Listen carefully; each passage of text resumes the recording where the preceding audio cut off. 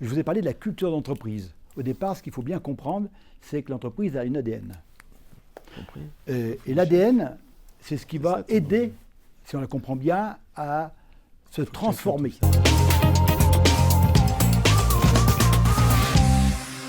Je pense à l'Allemagne, où 70% des gens chez Volkswagen sont syndiqués. Ils vont mettre des dirigeants qui sont issus des apprentissages de l'entreprise, c'est-à-dire des gens qui, pour la plupart, comprennent qu'est-ce que l'entreprise va pouvoir accepter comme transformation ou pas. Le cerveau a la possibilité de créer de nouvelles synapses si on lui donne des apprentissages. Autrement dit, il peut se réparer. Donc quand vous avez quelqu'un l'a très bien dit, c'est vous, M. Duvauchel, ça ne sert à rien de se dire « j'ai pas les hommes, il faut les changer », les trucs comme ça. Prenez les gens tels qu'ils sont et emmenez-les. TZCLD, c'est ce que vous faites. C'est-à-dire prenez les gens comme ils sont et puis réparez-les. Mais vous les réparez que si vous leur donnez des choses à apprendre. Et ils n'apprendront que si, et ça c'est la psychologie mimétique, je vais un peu plus vite, que si ils ont choisi d'eux-mêmes des bons modèles. Pourquoi ? Parce que dans la psychologie des gens, les gens ne font que ce qu'ils ont envie de faire. Pour aller vers la transformation, il y a quelque chose dont je vous ai parlé tout à l'heure. Je vous ai parlé de la culture d'entreprise. Au départ, ce qu'il faut bien comprendre, c'est que l'entreprise a une ADN. Et l'ADN, c'est ce qui va aider, si on la comprend bien, à se transformer. Ça ne va pas être un handicap, au contraire.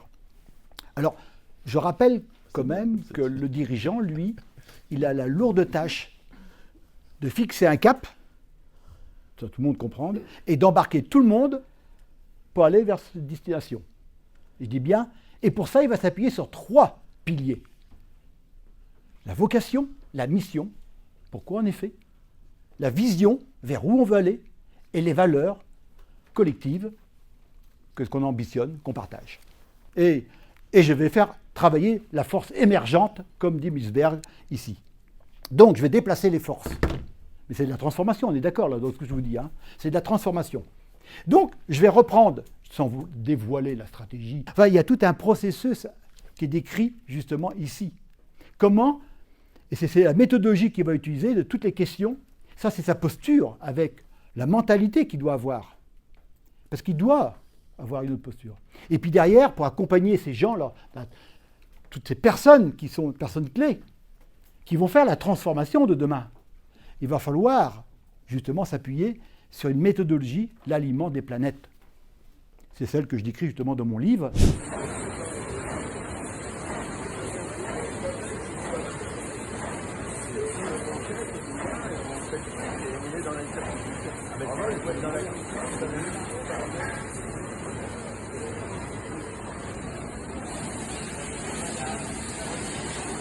Christian Ravi, entreprise Mobion.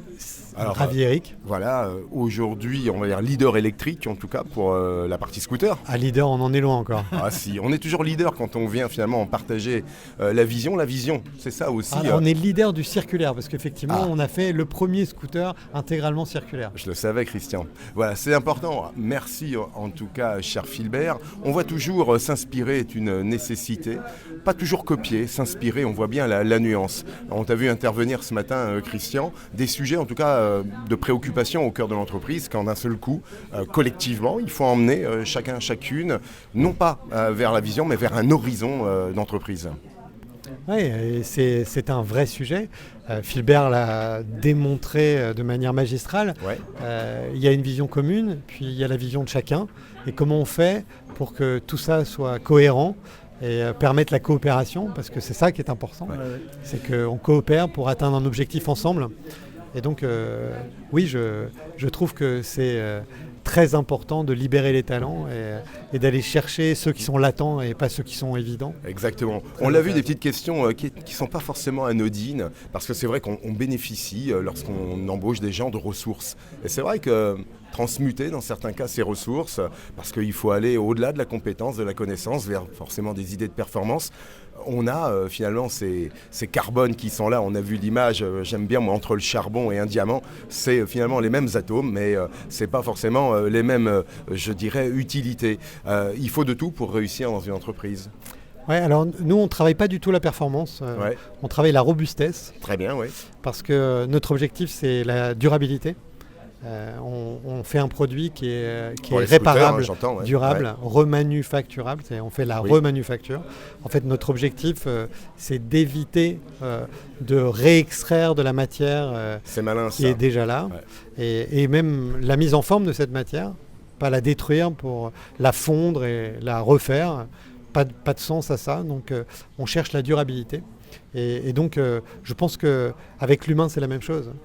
Il faut chercher quelque chose de durable et de durable et en fait pérenne pour la personne concernée et pour l'entreprise. Et donc, accorder encore une fois l'ensemble des talents pour qu'ils amènent l'entreprise au même objectif qui est chez nous, la pérennité programmée, puisque c'est comme ça qu'on a signé notre entreprise, on fait de la pérennité programmée circulaire. Ouais, c'est bien. Philbert, on le voit, il y a toujours cette pertinence en tout cas, et tu l'évoquais avec 2 mots magiques. On peut briller, mais enfin éclairer est toujours plus significatif quand finalement on prend soin des uns et des autres, et puis qu'on s'accompagne. Parce qu'on le voit dans l'exemple de Christian, la réussite, c'est une affaire d'émulation avant tout. Bah oui, briller, si on brille trop, parfois il vaut mieux aller briller à l'extérieur. Si on n'est pas aligné avec l'entreprise, si son projet personnel, individuel, n'est pas en phase avec celui de l'entreprise, bah, ça ne sert à rien de briller, quoi, hein. Trop briller, autant aller briller dans une autre constellation, comme je dis, hein. Et ce qui est important, le rôle du dirigeant, c'est de faire briller l'étoile de l'entreprise, c'est-à-dire vers où on veut aller, hein, c'est comme les rois mages, on veut aller vers là. Et puis derrière, il y a plein de petites étoiles autour de soi qu'on doit aligner autour. Ces petites étoiles, c'est des projets personnels qu'on doit aligner avec l'étoile de l'entreprise. Ça, c'est vraiment important.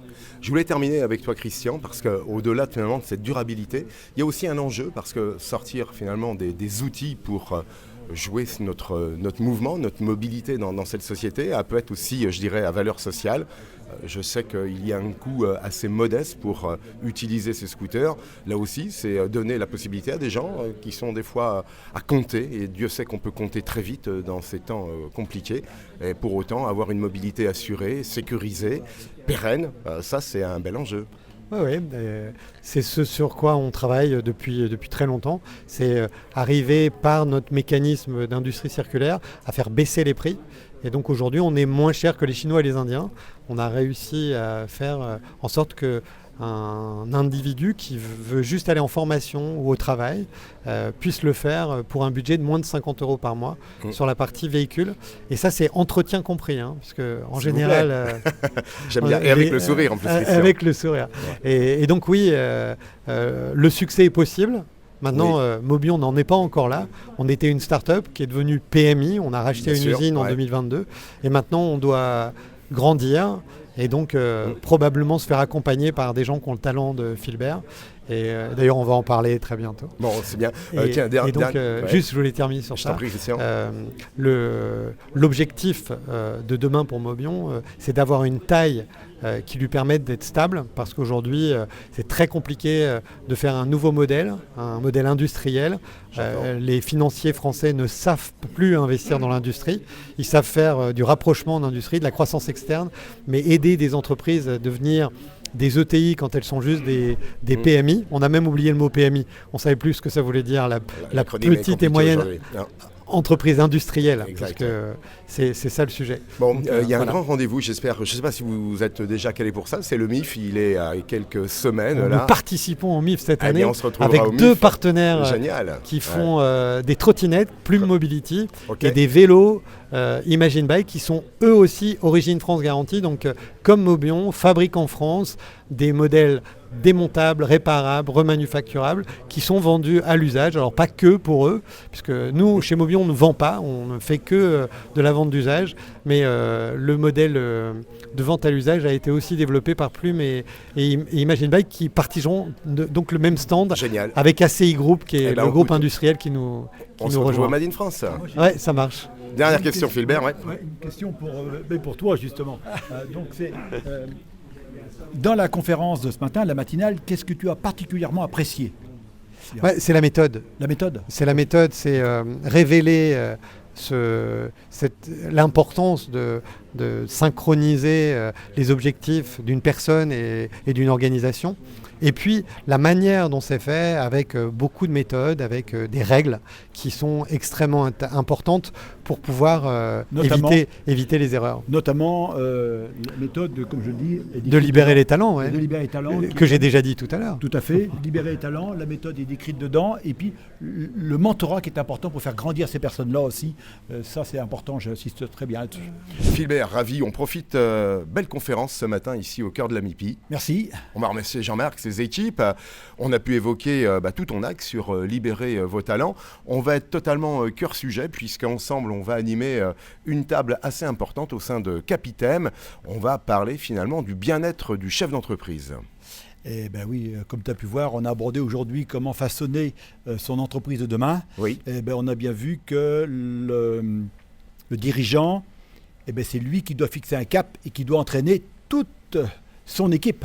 Et donc pour entraîner l'équipe, il y a une partie de stress quand même un petit peu. Je l'entends. Alors c'est vrai que les conjonctures, alors qui puissent être politiques, qui puissent être économiques, sociales, sanitaires, on a vu l'impact de Covid finalement dans la transformation, voire la transmutation même de l'entreprise, pas toujours évident aujourd'hui de piloter, d'avoir les tableaux de bord ad hoc et puis de garder sa vision. Ben oui, parce qu'en fait, une vision, comme je dis souvent, une vision sans action n'est qu'hallucination. Oui. Et donc, comment créer cette vision? On la crée en fonction justement de l'ADN de l'entreprise, de la culture. Et donc, ça va s'appuyer sur sa mission et sur les valeurs de l'entreprise. Et puis derrière, à partir de ça, la vision, c'est la projection de la mission dans le futur.